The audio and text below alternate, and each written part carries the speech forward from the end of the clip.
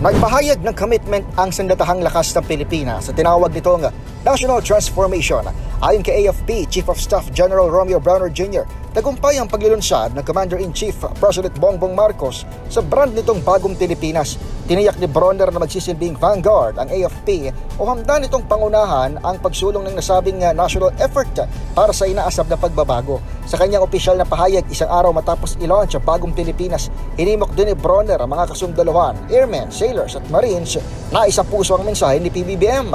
Ito ay kung paano sila magiging halimbawa sa pagiging bagong Pilipino sa gitna ng Bagong Pilipinas. Ginawa ni Brawner ang pahayag sa gitna ng pagkakaipit sa pangayang Duterte Marcos matapos silang kalampagin ni dating Presidente Rodrigo Duterte sa impormasyong gumagamit umano ng ilegal na droga si PBBM.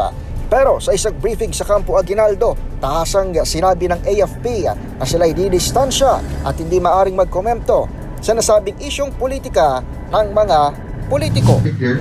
That the Cuban staff has called on to be non-partisan and to be professional at all times for the remaining forces of the AFP. So sir, after yung rumor na may mga manifestong nagsasabi... Again, you mentioned it's a rumor, so Yeah. I think you have to clarify with that particular source. Thank you very much. Para sa kauna-unahan sa Pilipinas, DZRH, ito si Edniel Parrosa. Tuloy-tuloy sa pagbabalita, tuloy-tuloy sa serbisyo. Sama-sama tayo, Pilipino.